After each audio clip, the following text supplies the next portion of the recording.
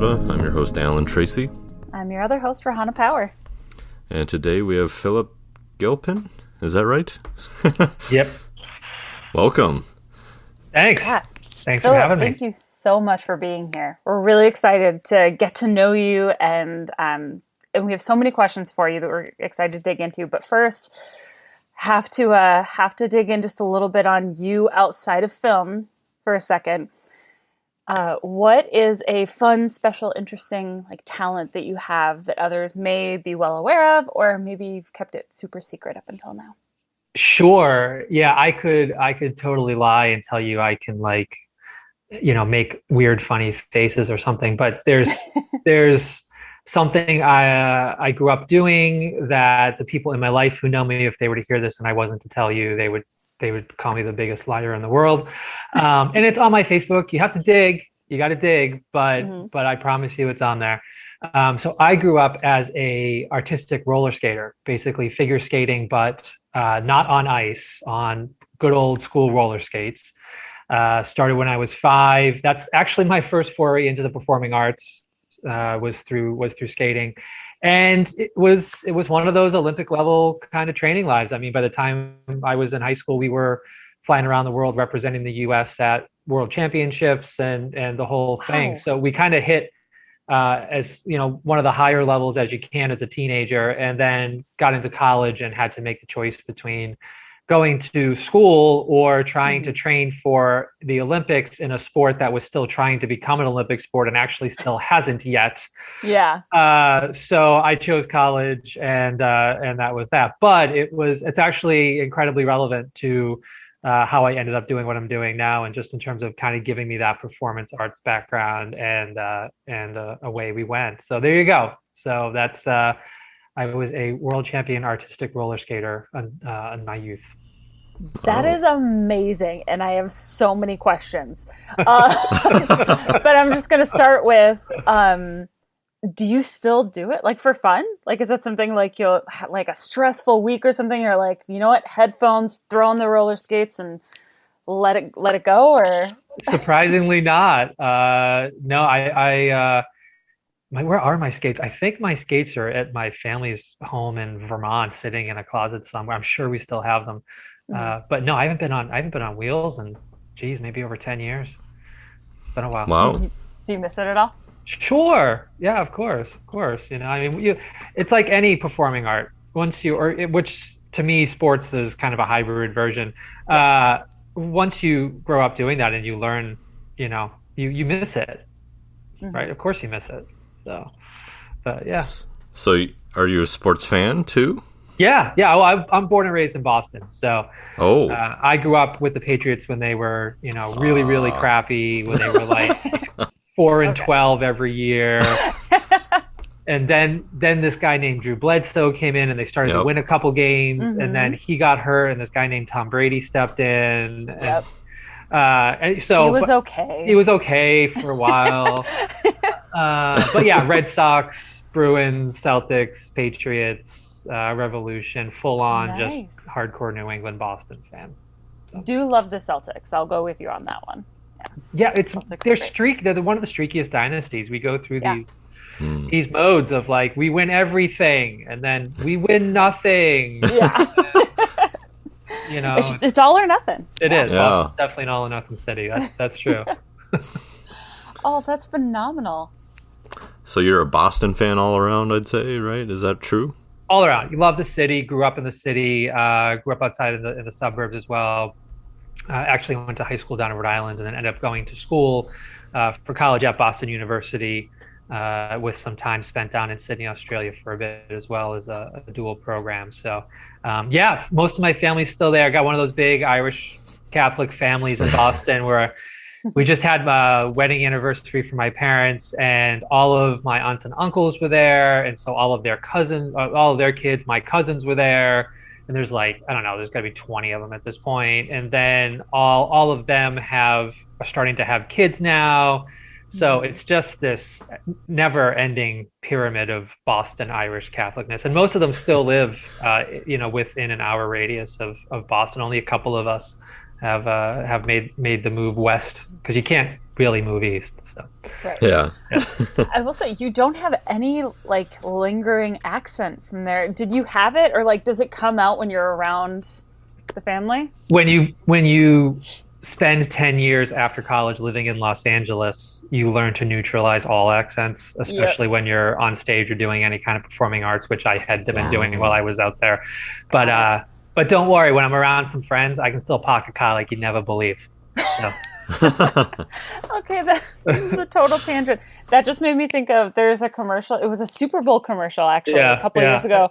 The Smart Park, and it's one of my favorite commercials of all time because of the accent. I just love it so much. They leaned in so hard on that. It was so fantastic. Right? That was John Krasinski, Chris Evans, Rachel Dratch, the Smart Park, right? Yeah. David Ortiz and yeah. It was phenomenal. So brilliant. Yeah. I love it. Yeah. That burned down Boston the day it came out. I remember that on Facebook. Every human I knew growing up had that. It was fantastic, but yeah. That's amazing. One of the more unique regional accents from around the country for sure. Yeah. Yeah. Definitely. I love it. Yeah. So go ahead, Alan. Oh, did you have a question, Rahana? No, you go. Go for it. We normally do this in person, so this is strange, right? So, so Philip, you, I guess, preside over like Catalyst, both festival and institute. Is that correct? Yeah. So Catalyst is a story institute. I'm the executive director / CEO. In the nonprofit world, the head title is executive director, whereas in the for-profit world, it's CEO. Sometimes you get both, but so that's basically the meaning of that title in the nonprofit sector. Catalyst is a story institute, and the reason for that, which I'm sure we'll get into in depth here, is actually pretty interesting, and it's the most interesting reason why we call ourselves that, and we don't call ourselves a festival or any of these other things, is that we have nothing to do with film. And typically when I say that, people go, huh? We don't do films. We don't work with film writers. We don't work with film directors, producers, distributors, sales agents. We aren't a film festival in any sense of the word. And you know, that's not a just like a marketing distinction. It's an industry distinction that's very important to who we are, who we involve ourselves with, the types of content that we take in, the types of artists that we work with, and it entirely dictates our process of why we have a year-round institute process, not just a, hey, go on to Film Freeway, submit your project and get accepted or denied, win an award or don't, and have a laurel or not. That film festival model doesn't work for our world at all, because we're in the episodic TV narrative realm. And when you look at the core business elements of how you produce and create a television series, and when I say television series, I don't just mean something that's a scripted series on Netflix. I kind of use TV series as a catch-all for anything episodic, whether it's long form, short form, reality, documentary, scripted, AR, VR, kids, gaming, talk show. I mean, literally anything that isn't a film. It's an entirely different art form.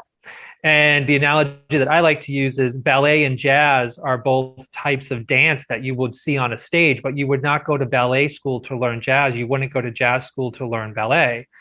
You don't go to Catalyst to learn how to do anything with film, just like you traditionally don't go to Sundance or Tribeca to learn how to do anything with television.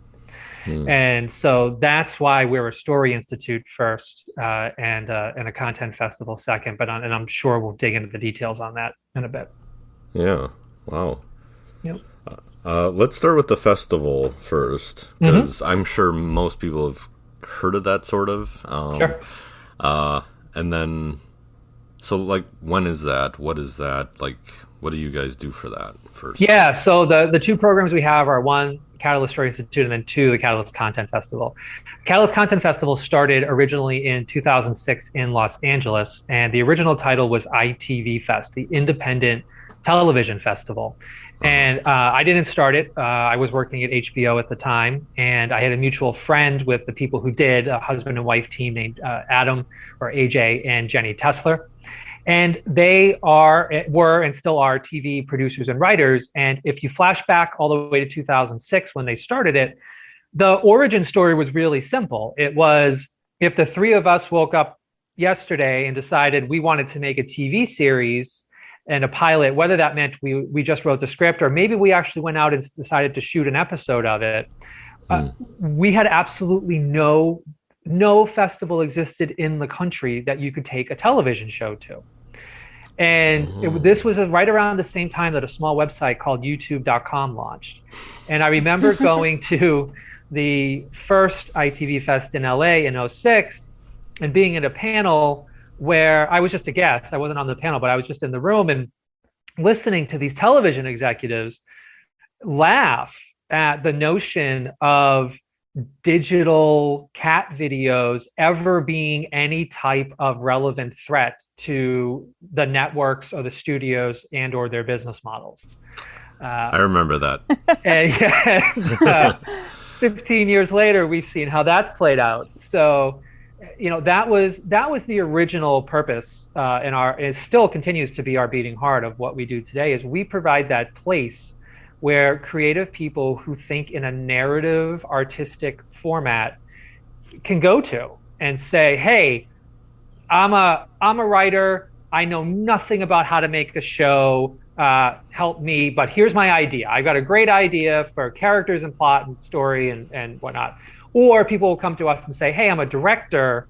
I've only been to Tisch Film School. I've done 7 short films. I've started directing my first horror feature, but now I want to do TV. And it seems like directing for television is totally different for directing for film. Yeah, it is. Here's why. And we help, so we are kind of just that first stop for anybody who's in that artistic mindset of a narrative space. Because when you come out of the film world, it can be so jarring as to how you finance, produce, and create an episodic series. Not only that, after you've made it, then what the heck happens to it? Then what the heck do you do to it? And part of that issue with the bigger marketplace out there is the Netflix, Amazon, HBO, ABC, NBC, CBS, Fox realm of the universe has not fully captured that there's an independent television market out there. A lot of those people still think that if you're making indie TV, it means you're making silly stuff online, and that's not true. We see hundreds and hundreds of amazing shows that are produced by independent producers every year from countries around the world, all over the place, and we put them up in front of audiences, and audiences love them. Or we get just the script, or we get just the pitch. We might just get a 5-page pitch deck for a series that could potentially cost $50 million to make. So when you are an episodic creator, you have such a higher bar to leap over, because unlike the film world, when you make your film, that's your film, and you simply just submit it to things, and if people like it, they accept it, and it goes to festivals, and if people see it and they like it, they buy it. Congratulations, they've distributed your film. But the reason that is so simple on the film side is because people are buying something they've already seen. They know whether or not they like it. They know whether or not it's good. When you're making an episodic, imagine if you walked into a bank and you said, I want $50 million to build a building. The bank says, great, tell us about this building. How tall is it? What are the dimensions of it? How many years is it going to take you to make? Who are the people you're going to be building it with? And if your answer is, I have no idea, that's making a TV show. Yeah. You're not pitching a $50 million series you've already made. You're pitching a 10-page pitch deck and, hey, like me, and give me $50 million and go make my TV series. So it's an entire, because of that seemingly small but very, very important distinction between TV and film, that's the reason that Catalyst exists outside the realm of, it's why it's not a film festival. And that dictates everything else we do who we invite, how we structure everything, how the Institute works, how we talk, what kind of seminars we do, all of it. Right. Well, I know every season, sort of, in LA, there are pilot seasons. Did that come out of that somehow? Did you guys set up the, I guess, festival side of it during that time, like when people were making stuff to submit to, or how do you go about doing that? Yeah, now? that's a great question. When the organization started, it definitely started back in the day when there was still a traditional cycle to TV pilot world out in Los Angeles. There was a set schedule within the industry, and you went and you pitched your shows during these months, and if it got greenlit, then you made your pilots during these months, and then pickup seasons happened, and there was this kind of, now it's just a free for all. I mean, now with the streamers open, the networks still tend to live in those old realms, but not really anymore. They kind of will take in anything from anywhere, from any moment now. If you're an agent or an organization like ours, you can connect with networks pretty regularly throughout the year and say, hey, I've got something new we think you should look at, and they'll say, sure, we'll add it to our list. But part of the problem is that their lists are getting so long because now they have all these independent creators who never used to be knocking on their door because the TV networks were so far away and so out of reach, and the barrier was so high that they were protected a bit, and they were just working with their insular group of people, which is kind of 6 voices and showrunners running around in a cycle telling the same things over and over again in the same formats. And then everybody went, hey, wait a minute, we don't need to follow that system anymore. We can all go make our own stuff. And now you're seeing the floodgates open, which is fantastic. So yeah, we've had to adapt. We've had to change the way the organization operates. And that's why a few years ago, we stopped having just the festival event once a year, and we started the full year-round Institute process to try to match this now never-ending cycle within our industry of constantly needing to feed the beast new ideas, new people, new projects, and on shorter timelines and smaller budgets all the while. So, yeah. So when people have those ideas, whether it's just a pitch or something they've, made an episode or two of, or even if they just say, hey, I have an idea and I want to get started and I don't know how do they go about getting in touch with Catalyst in the right way to take the next step or next steps forward? Yeah, it's as simple as just going to the website and registering for the Institute. We try to keep it as easy as possible. You can register for the Institute any day of the year. There's no cutoff date or anything like that. We do a lot of outreach through our partner and collaborator organizations. For example, within the US, we partner with NATIS, which is the National Academy of Television Arts and Sciences, also known as the Daytime Emmys. They have a 19-chapter, they have a chapter structure. So they have a national organization, and they've got all these regional chapters around the US. There are 19 of them. And we are in the process of going through and setting up a mentorship program where some of their professionals will be working with our creators at the end of the day. But part of the partnership of working with them is they reach out to their creative universe in each of their Emmy chapters and say, hey, we're partnered with Catalyst. So that helps us get out in front of creators. Plus, we have 16 years behind us of doing this. So we already have an international following and community that is just growing stronger every year. And then internationally, just this past year, we collaborated with the US State Department out of DC. And they had a program called the Innovation Station, where they were looking to reach storytellers around the world and help bring them and focus them in on the US so that the US can maintain its leadership in the world market as a pinnacle for TV and film and storytelling. And so we, through those partners and collaborators in DC, they reached out to multiple embassies abroad. Those embassies in turn reached out to whatever the local film or TV organization is on the ground in those countries, a film school, a governmental agency. Every country is amazingly different. And then those organizations sent out emails to their lists saying, hey, Catalyst in the US is seeking new voices and new stories. So it's a two-way street. We do a lot of outreach through those partners and many, many others, locally here in the region, we work with SAG-AFTRA. In New York, it's the New York City Women Filmmakers Group. We work with the PGA and all kinds of others. But then it's also just a lot of word of mouth within the creative community. That a lot of people who are working in TV now at all various levels, from PAs to showrunners and everywhere in between, a lot of them have been through Catalyst in the last 16 years with their own show or their own ideas, or they were panelists or speakers. So it's just one of those things that you develop a large community over time that grows. And as long as you're nice to everybody, everybody keeps coming back. So... So, how did you transition from one to the other, like the festival or the institute? Which came first? And the festival definitely came first. When it was started as ITV Fest, it was in LA for 6 years. It was a festival up on Sunset Boulevard. It was a ton of fun. You had a few thousand people that would show up every year. I was one of them. And it was very LA. It was very get my picture taken on the red carpet. Who's the agent? Yep. And then sometimes you go into the screenings or the panels or both, and there'd be 7 people in the room. And it's like, okay, what's going on here? Why doesn't anybody care about the actual content? And I'm not saying that's how it always was, but there were bits and pieces of that started to creep into it. And so AJ and Jenny had built this tremendous community literally from scratch. I mean, when you look at what is the independent television community today in America, AJ and Jenny built it along with a couple of people about 15 years ago.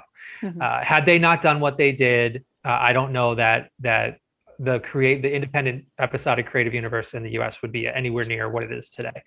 And so after a few years, they had some family issues come up, and they were kind of like, well, we don't know if we want to keep running it or not. And this was around 2012. And I had since left my job at HBO. I had moved to Vermont, where my family is. We own a bed and breakfast up there, and they needed some help. And so I went back for a few seasons to help out. And the conversation came up in and around Vermont and these small towns that they were looking for ways to attract new young people. And so in business and, just economic development. And so I raised my hand and said, well, my friends have this thing in LA, we could move it to here. And in addition to being an economic development driver for the Vermont region, having it in a mountain retreat getaway town like Dover, Vermont, would create this Sundancey vibe. It would give TV its Sundance, is basically where that mindset was. And that was the beginning of what became the Institute today. Because when we moved to Vermont that first year in 2013, we went from 5,000 people on Sunset Boulevard to 500 in a Vermont town.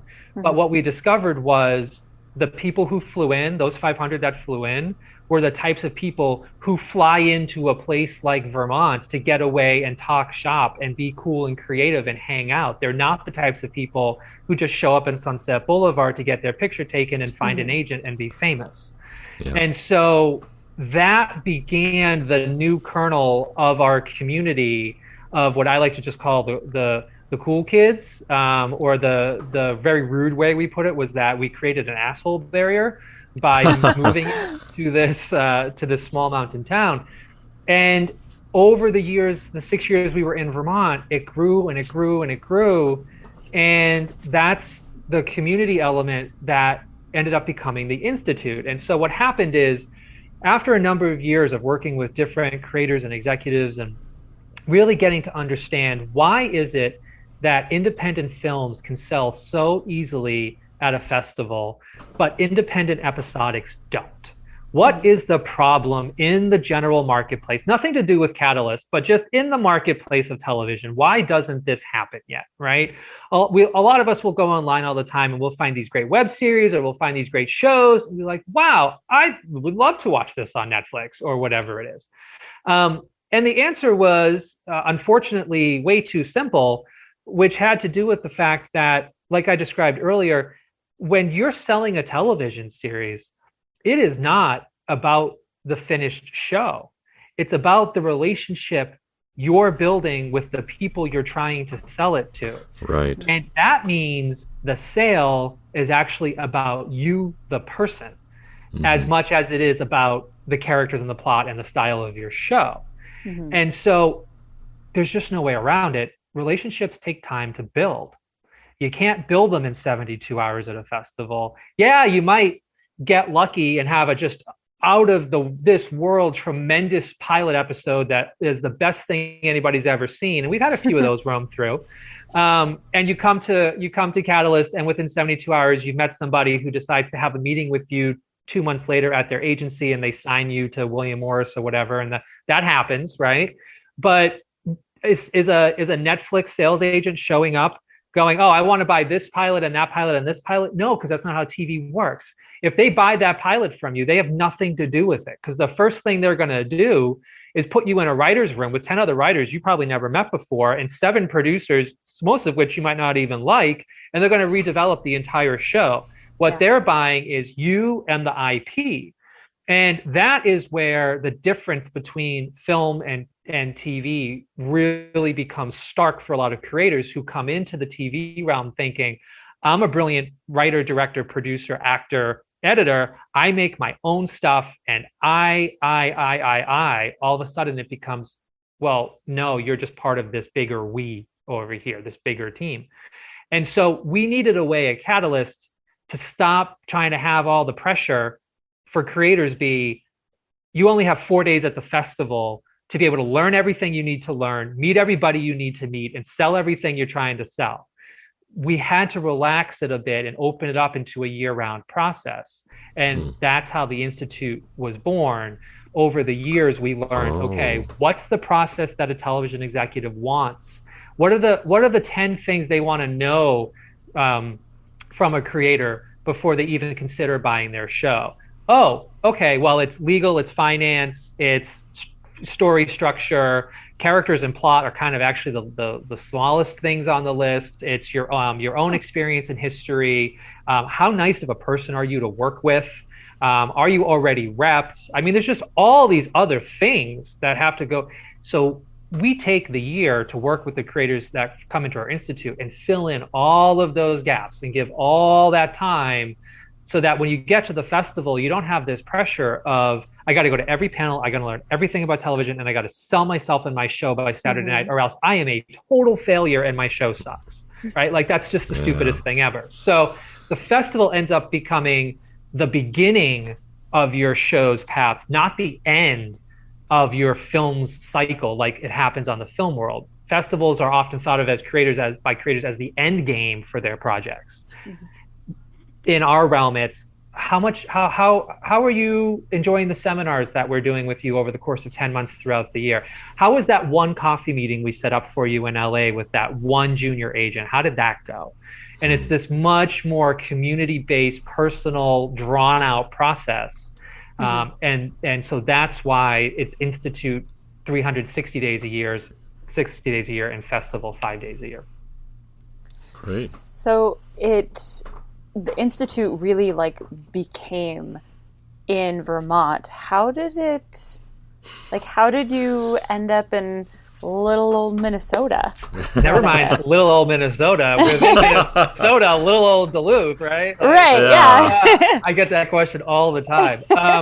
So I'll be honest, up until before 2018, I had never heard of Duluth. Of course, I'd heard of the Twin Cities. Of course, I'd heard of Minnesota.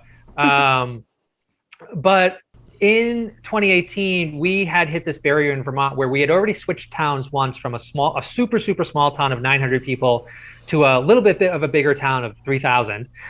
We went from Dover to Manchester. And the reason for that was just infrastructure. We needed more theaters. We needed more hotels. We needed more, just from a basic festival event standpoint. And then when we were in Manchester for a couple of years, it became, oh, shoot, we need even more.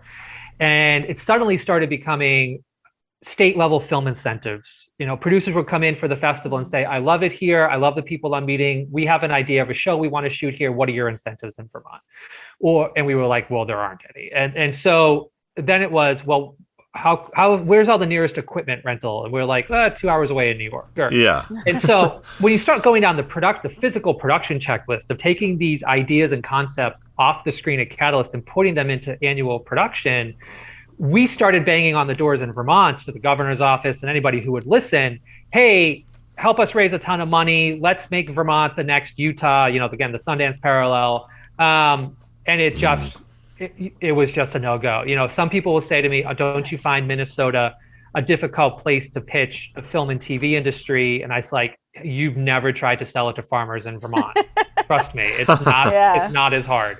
So in 2018, we kind of had a choice to make, which was either stay small and give up on the bigger production side of things where we would just be able to tell creators, hey, look, you can come into the festival for a few days a year, have a great time, meet some people, but thank you very much, have a nice day. We're not going to try to do anything more for you because we can't. Or we could go on the road and start trying to find the holy grail location where we could not just have more hotels, an airport, more theaters, restaurants, arts, culture, but also a state and a county that would support incentives and educational training year round and entrepreneur funds for equipment rental houses and soundstage development. And so I went on the road, and I started in 2018. I started doing speaking engagements all over the U.S. at conferences and web fests everywhere. I looked at towns in Ohio and Missouri and Montana and Pennsylvania and down in Georgia and everywhere in between. And it happened to be that I was the keynote speaker at the Minnesota Web Fest in 2018, and I met Melody Bayhan. So Melody and I were sitting there in the audience chatting after I talked, and I whispered in her ear and I said, hey, we're looking for a new home. And so she was like, well, great, the Twin Cities. And I was like, well, we left LA. If we're going to go back to a city, it would probably be New York or LA. But I want that small town, but I want to keep the small town vibe that we had become known for in Vermont, but I needed big city infrastructure. Yeah. And so she was great and super open and flexible to it. And I went to Stillwater and I looked at Wayzata and we looked at Rochester and, just all around. And I was just like, yeah, I got to go down to, I was like, I'm going to the Ozarks. I'm going down to speak at a thing in Missouri. And it's been great, and then she was like, have you ever been to Duluth? And I was like, well, no, never heard of it. She said, all right, before you leave, go to meet this woman, Ricky McManus, up in Duluth. And so Halloween 2018, I drove up, I met Ricky, and I drove down I-35 into town, and I saw the big paper mill, and I saw the shipyards, and I thought, what the hell? This is not small town quaint. Where am I here, and what is this place? And okay, fine, I'll stay the night, and I'll leave some. And then the next day, Ricky started showing me around, and I saw the North Shore Theater, and I saw Zeitgeist, and I saw Fichters, and I saw all of downtown, and I saw all the construction and renovations and buildings that were happening. And as I was walking around, I saw a guy with a blue mohawk playing a pink clarinet on the corner of the road, and I walked into Electric Fetus, and I was like, hey, am I the first human to discover this place? Like, where am I, and how does nobody else know about this, especially from an arts industry perspective? I was fascinated by it. And it checked all the boxes. It had the airports, the hotels, the restaurants, the theaters, the whole thing. If you've been into Duluth, it's Superior Street downtown. And then we started meeting business owners and the mayor and other people. And there was skepticism, and some people slammed their doors in our faces, but there were others who started writing checks. And I called up my board, I called up AJ, and I said, I think we've got it. Like, I took a couple extra trips back. It wasn't like an immediate thing, but so in January of 2019, we just said, hey, we're moving the festival to Duluth. It's got everything we need. We will never need to move again. We could expand endlessly here in terms of an event size, but also in terms of the Institute, we've got UMD and CSS and LSC. And then we started talking with people about the legislature, about incentives, and the door was open on those conversations. And, and we fought the whole, I'm a scam artist, I'm the music man, I'm coming in here to, Catalyst moves town every 2 years, and we take all the money and, take all their women and all, like just all the, the things. Hollywood scam guys in town. That is what it is, and some of it's still there. But everything else was so much more overwhelmingly positive that when we had the festival event here in 2019, it was like, oh yeah, no, this is it. Duluth may not realize it yet, you know, and there is this Minnesota nice thing about not knowing how to accept a good thing when it lands on your doorstep. And that drives me crazy, you know, growing up in New England, where the point of doing something is to do it as soon as big as you can. But it worked. And so then we kept working at it, and we took the Speaker of the House and some legislators to LA and sat them down in a room across from my former HBO colleagues, who said to them, yeah, if you guys had incentives and everything else like Georgia does, yeah, we would have shot a $40 million Disney film in Minnesota last year. Whew. And in that room, you could start to see the light bulbs go on. And as you both know, you know, I'm not saying that the state incentive happened because of us, but we definitely played a role in moving it forward. Melody had already been laying the groundwork for this for years before we arrived. Ricky's been doing this up here for 30 years, which is the only reason Duluth had a chance at handling an organization like ours, was because she had been doing so much work up here. So we're definitely standing on the shoulders of the work that those two ladies have been doing. But, you know, it's a great position to be able to come into a place where it feels like we've got a hometown that can handle this, and that, you know, now it's our responsibility to just make sure we do it right. Right. Yeah. Yeah. Wow, what a story. It really is. And I left out 90% of it because we only have of course, 15 more minutes. But there could definitely be a chapter 2 of the real inside story about how it went down. That will be fascinating one day. A documentary series about, you know. WDSC actually shot an entire over-the-shoulder documentary series of us in 2019. They've got all the footage locked in a vault somewhere. So it exists. Ooh. It exists. But then they went through the local PBS station went through some changes up here, and I don't know what happened to the doc. And I think we never got to the end of the story, because by the time they finished filming was just when COVID started. Oh. And so there was just this, you know, it got COVIDed. So who knows if they'll pick it up again one day. But Karen Sunderman and Steve Ash were the producers and cinematographer that followed us around. They went to almost every meeting. They did all the behind the scenes interviews. They saw when I would leave a meeting and I would scream and yell and swear at people because they're just being obtuse and stupid and they don't get it. You know, there's all the way... Boston. There's oh the yeah, Boston. no, it's there. You know, and they were there for the good stuff too. And so yeah, there's footage. I don't know if it's any good, but. So you just said something that piqued my interest. I hadn't even thought about that, but so COVID hits after you've been here for just a little over a year. Yeah. How has Catalyst been affected, or maybe been able to rise above, you know, what we've all been experiencing this last 18 months? Yeah. So outside of the obvious things like mass death, COVID, selfishly for Catalyst, was a really needed year where we didn't have to produce the festival event. Because you can, when you produce events, you can get on this Ferris wheel of just constantly needing to raise money, constantly needing to do event logistics. And it just gets really, really expensive. Plus, it was really difficult for us to change the mindset for the creators coming to our doorstep while we were in that festival mode, because all they cared about was being selected and winning an award. And all I would talk about at all of our seminars and events are neither of those things really matter. It's all about the things I talked about beforehand. It's all about showing up, building your community, being a good person, networking with everybody, on and on and on. And so when all of a sudden we didn't have to hold the event last year, it gave all this breathing space for the Institute to really find its footing, and for us to formalize the process, and for us to start working with creators in a way where they didn't feel like taking a half-hour general meeting with us and telling us how they became a writer was a waste of time, because there goes 30 more minutes that I should have been writing my next script for my next festival submission. And so all of a sudden, the Institute started to blossom. And there's hundreds and hundreds of students in it now from, I think we're over 12 countries.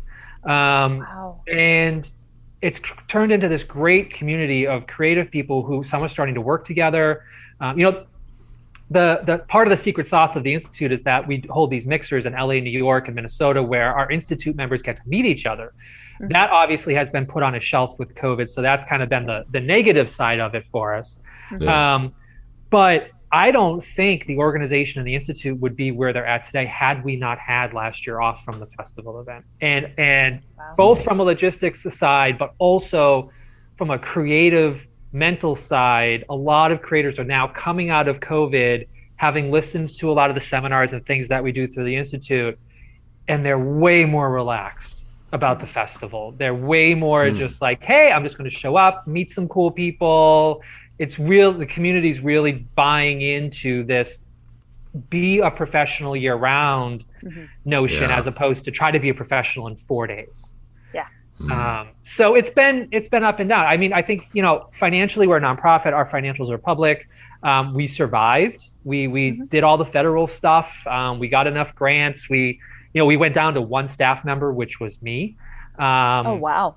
There was a chunk of time before Minnesota where I hadn't taken a paycheck for 4 years, but I had been doing this 80 hours a week. Same thing happened during COVID. So, we were finally able to catch up on not just me, but our other obligations and things that have been falling behind. And so it's come out at a really nice level place where we've got a great team. We've got excited people from around the world. We've been able to take the time to build these partnerships. I think one of the things that's most fascinating to me about COVID in our industry is how many existing executives and professionals were in the industry before COVID that aren't anymore. They have self-selected out. They've gone and bought their ranch in Montana, or they've switched and they were an executive and now they're a writer. And all these organizations that were kind of floating around, and there was becoming this glut of smaller web festivals and hybrid nonprofit for-profit schools that would give you online courses, and a lot of those cleared out over the last year, those that couldn't survive, and some of the stronger ones have remained. So I think from a creator's perspective, the path is a little bit clearer right now because there isn't all those other startups kind of filling in the field. But at the same time, does that mean that there's less opportunity for creators? Was there too much? I mean, that's a never-ending balance question. But now here we are rocking and rolling, getting ready for the festival next month. And it's so exciting to be making these selections this year, already knowing and having met and talked with almost all the creators that are being selected, knowing where they're at in their careers, knowing who they need to meet. If you're a writer, it's not useful for you to meet a casting director executive, or if you're an actor, you don't need to meet the director of development from Netflix. They're not going to do anything for you. So getting to know each creator and where they're at in their journey and what the next logical step is for them is just going to make the festival event that much more powerful, because we've been able to do our homework about who you are better and who you should be meeting better and what kind of programming is interesting to you. I'm really excited about what comes out of this year's event. Great. No kidding. Yeah. Looking forward then, so especially this year, after having the last year to really breathe and grow in the way that you have been able to, what's like your goal for the next step, the next year, or 5 years or whatnot for Catalyst? Yeah, there's one holy grail left to obtain. I feel like we've made it 90 to 95% way up the mountain, and most of the mountain which we've built of the independent television side of the industry. But there's one thing left to do that hasn't been done yet, and it's what we're working really hard on behind the scenes right now, which is a direct sale. I don't mean that you bring a show to Catalyst and you end up meeting an agent that you then end up 6 months later selling a show to Shudder. I mean pulling off the impossible, which is there's an NBC executive sitting in the theater at Duluth, sees a show, walks up to me and says, "Who made that? Is that person here?" And I say, "Hi, have you met Alan?" And Alan calls me back in 2 weeks and says, "Hey, my show is going to be, guys, got picked up for rewrites and into the development slate at NBC." Like that direct. Thank you, Philip. Yeah, you're welcome. That once we do that once, That's it. That's the ball game, right? Then Catalyst and Duluth become the place that you go to solve the independent series problem. We've gotten close in the past. We have plenty of talent that have come through Catalyst that have ended up working as directors, writers, producers, actors on shows you watch all the time now.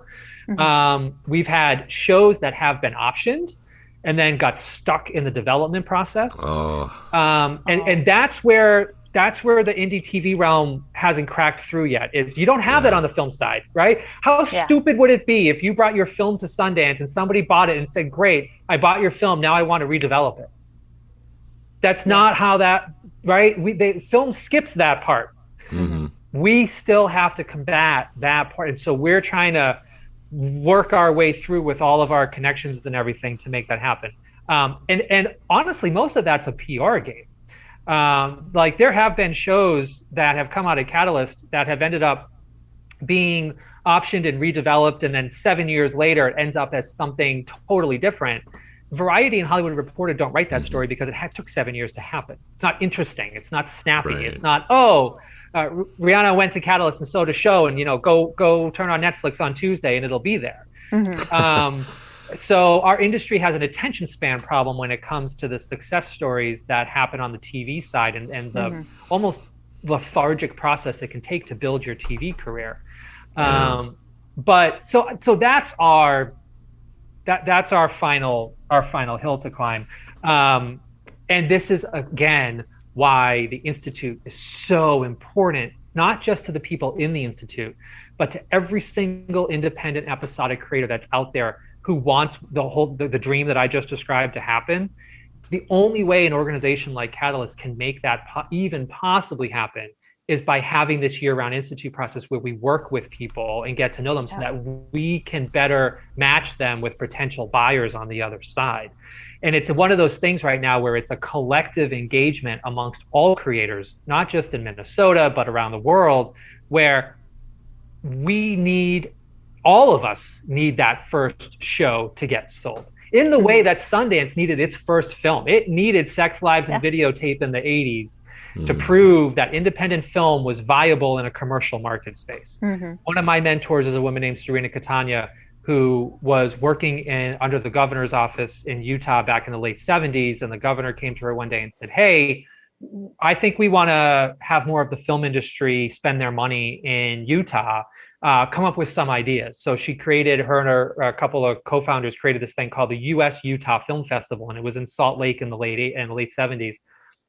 A few years later, they ended up merging together with this guy named Robert Redford and his film institute, the Sundance Institute, up near Park City, and they moved the U.S. Utah Film Festival up to Park City, and Blush was born. But people forget, if you go to the Sundance website, it is not sundancefilmfestival.com. It is Sundance Institute. And the reason that they were able to start selling films was because they did all the work behind the scenes over the years, getting to know the creators and getting to know the industry people. And the festival was just the showcase of their results. So you can see the parallels as we go. But to bottom line your question, we're this close. We've done all the everything else we need to do. We're this close to putting Duluth, Minnesota on the map as the home of independent television.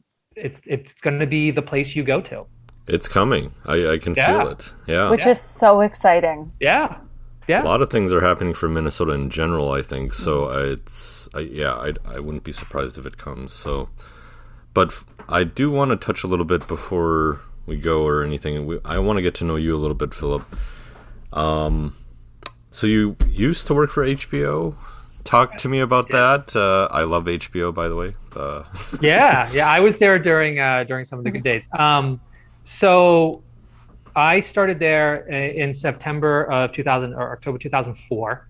I started as a business affairs analyst doing participation contracts, which what that means is when a producer or a major writer or actor signs a major series deal, like take Sarah Jessica Parker on Sex and the City, they have these things called back-end deals, participation agreements, that say they get X numbers of dollars up front, they get their regular payment for their services, but then they get 10% of the net proceeds of the show.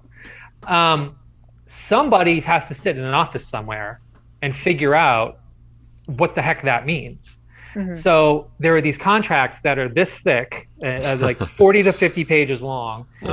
And so my job, I sat at the intersection of legal, finance, accounting, and physical production and the show itself and all the agents and everything. And my bosses were the ones who were negotiating the contracts on Sopranos, 6 Feet Under, Sex and the City, Curb Your Enthusiasm, wow. And a whole bunch of other, smaller shows. So I got an initial crash course in the industry from the best place you possibly could have. I mean, I literally had those contracts sitting on my desk, and my job was to be paid to read them and figure out how all the different sales work and all the different marketplaces, what were going to be the DVD sales in Japan for Sex and the City, and how much of that money would flow through to Darren Star, who's the show's creator, and then figure out, okay, why are the expenses $400 million on this season but only $300 million on this season, or whatever.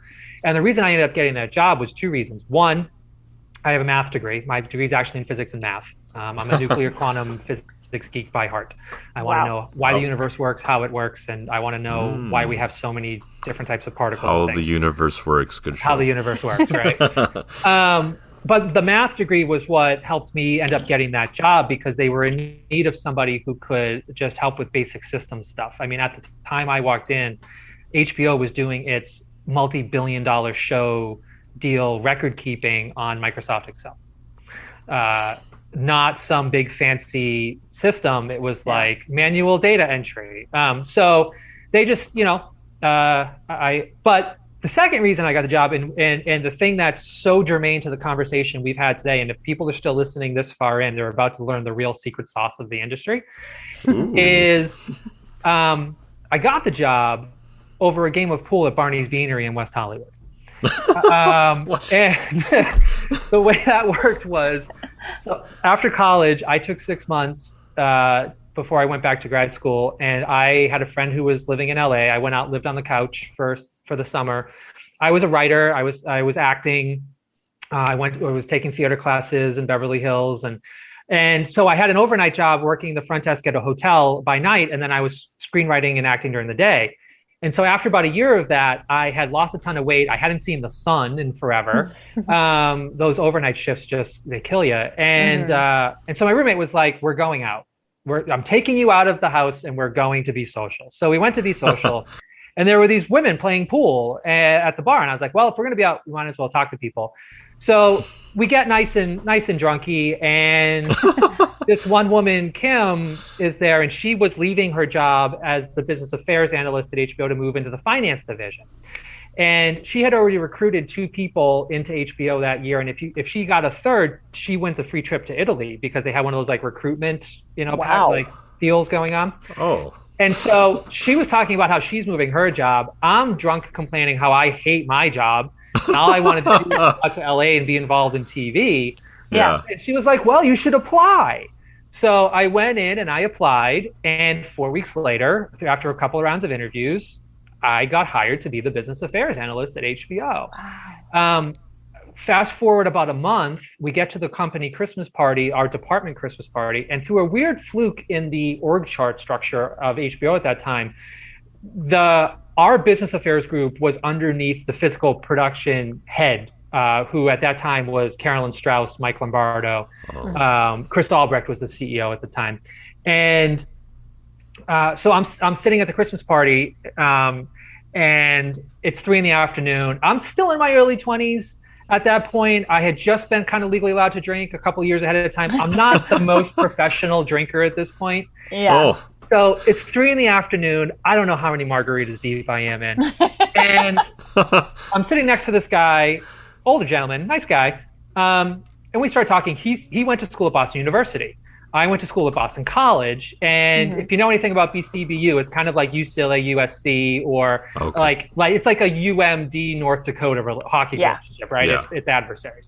And so he asks me, "Well, who are you and what are you doing out here?" And me being me, not knowing who this guy is, I'm doing, oh, well, I'm an actor and I'm a writer and I have my own short film I'm creating right now. And I'm raising money to get the film stock because this was pre-digital age. This was 2004. Yes. And just on and on, like fresh off the boat in LA, just wouldn't stop talking. So I finally shut up and I say, hey, what do you do? And he says, well, I'm Jay Rowe. I'm a senior vice president of HBO Films. And I went, that ended fast. Like there goes the whole career in 20 minutes, right? And he just looks at me and says, is there anything I can help you with? And I look back at it now and I can't figure out if he meant that as I took it or if he was like, do you need help? No, but and I said, well, I can't raise the money to buy the film stock for myself. And he says, well, how about this? We just got in these brand new Panasonic DVX 100 digital cameras. We haven't even taken them out of the box yet. Why don't you come pick them up? You can use them to shoot your project, but the caveat is you have to show it to me when you're done. So I get these cameras and take the next 6 months and proceed to shoot literally the most dramatically horrible slice of life coming of age short film story you've ever possibly seen in your life. Like, you know, the scenes where like you're yelling at the sky and like screaming at the ocean and oh yeah, it's all in there. I mean, it's all of it, right? Turns out I'm not the only one in the office who's making stuff, who they have assistants or other people who are making stuff. Oh. They decide to have a company-wide screening for all of us. Uh-oh. Yeah, I mean, just literally, right? So anyway, that happens. And him and I, we developed a relationship after that. He was very kind to me. He was a great mentor.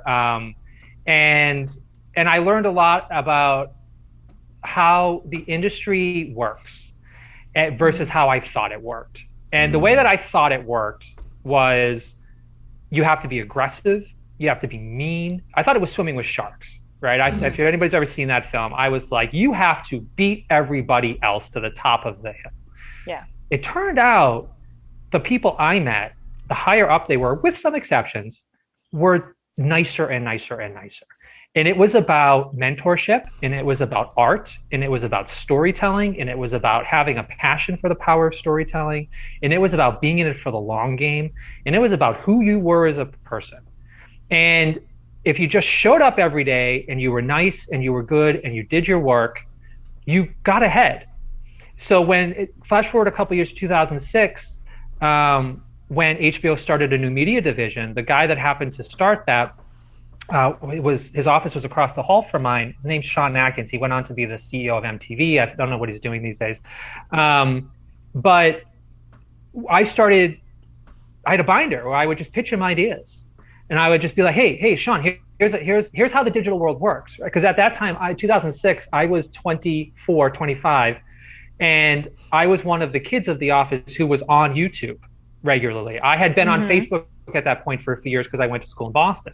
Yeah. And so Sean would listen to me as well. And again, another story of here's a mentor person who's just taking time to listen and develop.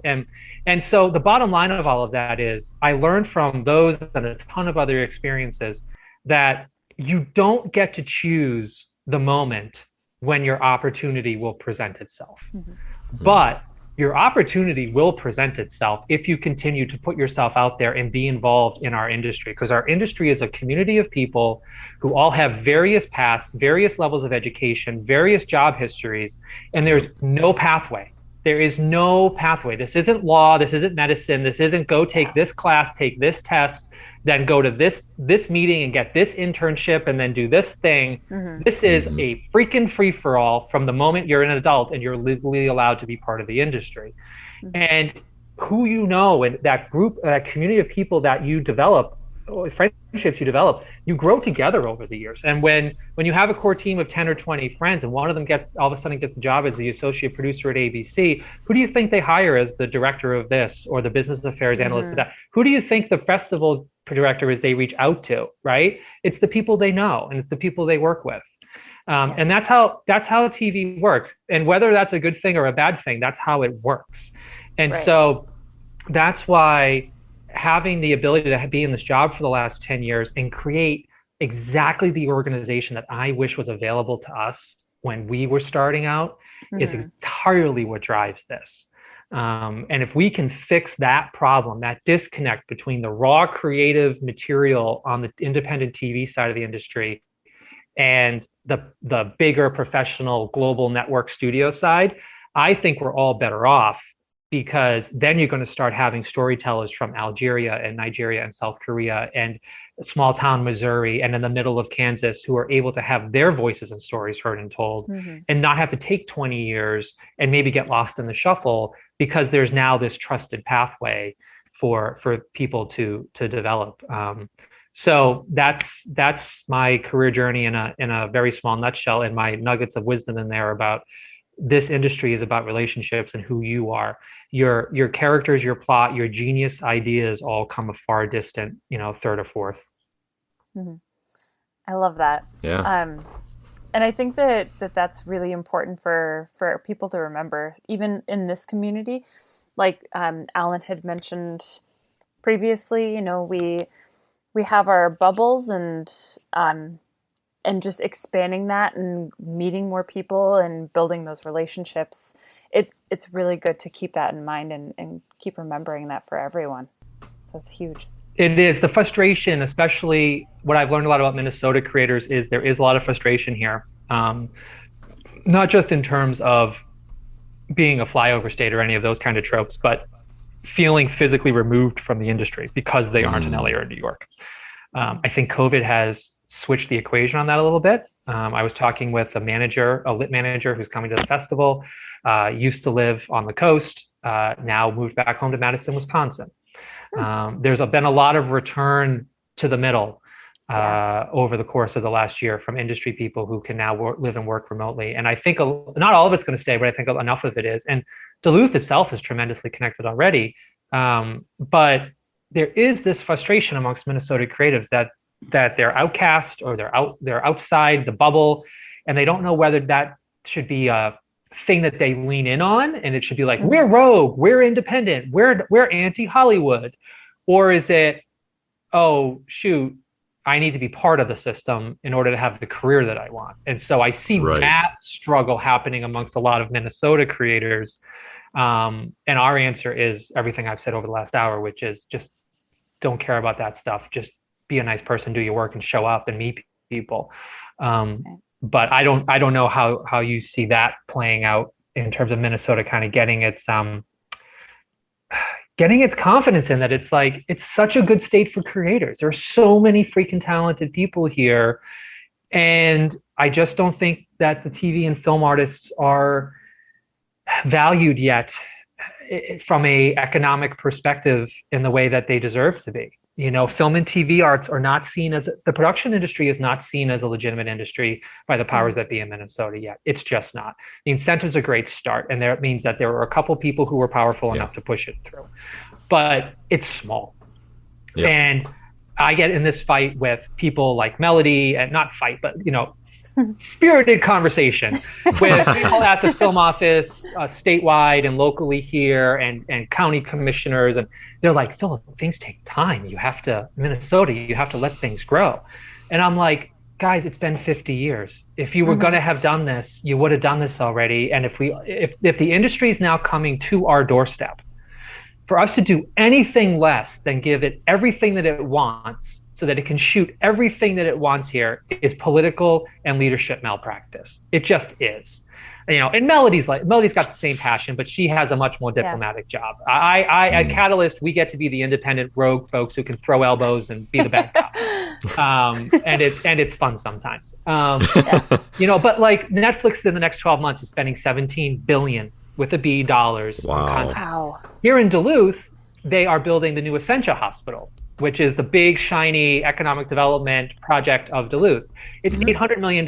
It's fantastic. It's going to do great things for the community for decades to come and provide wonderful jobs and the whole thing. Netflix is spending 20 times that in 1 year in television and film production. We're getting none of that currently. We're literally, and this is my final thought on this is, I don't mind when Minnesota creators feel chippy because they see us as a flyover state. My problem is the reason it's a flyover state is because we're letting people fly over us. Yeah. And until the creative community in Minnesota stands up to the point that it's loud enough that business owners and political leaders are going, oh, there's healthcare, there's education, there's mining, there's film and TV production, like it's just another one of the major industries. Until it starts getting taken seriously, it's still just going to be this cottage industry around here where the really, really, really talented people either end up giving up or moving away. Yep. Mm-hmm. And, that's part of what we get to do at Catalyst is be a really loud megaphone once a year and put people's feet to the fire and say, do you want to invest in this industry or not? If you don't, fine, perfectly valid choice. But you know what? You have to stand up and say it. You can't just hide. You can't just go, oh, well, it's the arts and we don't invest in the arts and we don't want Tom Cruise coming in and taking our money or all these other stupid things that you hear. That's one of the fun things that we get to do at Catalyst is we bring the world to Minnesota's doorstep and force Minnesota to say, okay, here's $100 million that wishes it could spend itself in your state over the next year. How much of it do you want? Oh, you only want 5? Fine. But you don't get to then complain you only got 5. Yeah. I hear that. Yeah. So that kind of makes me wonder, and we can end with this. Philip, with all of the work that you've done and really building and creating this amazing platform and process and institute and everything for artists across the world or around the world, what is it that you really want to be remembered by, whether by those who have been able to work with you or learn from you or, have just even us getting to talk to you? You know what? That's the first time I've ever been asked that. I've never really even thought about it. I guess the just kind of instinctual raw answer would be to know that we fixed a very important problem that exists in the world today, right? I mean, it almost sounds like the cliche world peace at a pageant answer, but it's very much to just go, oh, there's a current flaw in our global storytelling system and how we relate to each other. And we have seen that manifest itself in all kinds of ways over recent years. This one in particular is one that's gone under the radar for too long. And I think part of the reason it's gone under the radar is I think everybody just assumes that the television industry already has a farm system, already has this process figured out. A lot of people think there's no possible way that a $49 billion annual TV industry doesn't have its shit together when it comes to discovering and moving forward new talent. And it doesn't. It's still very, very broken, but we're starting to mend that. And I like the fact that the memory of what we're building won't necessarily be about AJ or Jenny or me or any of our staff. We're building something that once this is complete, it's universal. Yeah. It puts Minnesota center stage, and it lifts up all the voices who currently feel that they need to wake up in the morning and put their dreams in a drawer because it's just too far away and it's just too hard and it's never going to happen for them to have their stories and their voices heard. Fixing that is a big deal. Yes, I agree. I like that answer because I know so many people that have either given up or, just let their dreams slide so that they can live, Yeah. And it would be great to make a living doing your dream. So. Yeah, this industry is sometimes around here perceived as being outside. It's not perceived as a local industry of pride. There's no reason that industry has to mean the coasts and local has to mean Minnesota. We can have a local industry here. They can be the same thing. And I think you're seeing that. I think you're seeing the momentum grow. I mean, what we've all been able to accomplish together from a statewide perspective, with groups big and small around the state. I think the work you guys are doing to kind of help be another oar in that canoe moving in this, getting everybody to move in the same direction is so important. Our biggest challenge in Minnesota right now, and this is the thing that you're helping fix, is the fractured information flow. Even within Duluth, you can spend an entire lifetime living in Central Hillside in Duluth and never know anybody from East Duluth. Never mind the Twin Cities. I'm sure the Twin Cities has 50 more neighborhood fractures to it. Yeah. But if you and others can help the Minnesota creative community organize itself into a singular direction where we all know who each other are, we all know what's going on, we all know our roles in this process. If Georgia can be the world's leader in production more than LA, Minnesota can be Georgia. We just have to all coordinate and get it together. And conversations like these are the grassroots, ways that it gets done. There's nobody else who's going to do it for us other than us. Right. Absolutely. Well, Philip, we could probably sit here talking to you for another 3 hours, but we won't take up any more of your time today, at least. We'll probably have you back on at some point. I would love to learn more and maybe hear more about, the content festival after it's happened this year. Really excited to hear how that goes. And we just really appreciate you taking the time to hang out with us and let us learn more about what Catalyst does and share that with the community. Yeah. Thanks for the platform. Thanks for the time. It's needed, Yeah. So, thanks, Alan. Right. Until next time, this is Film in Minnesota.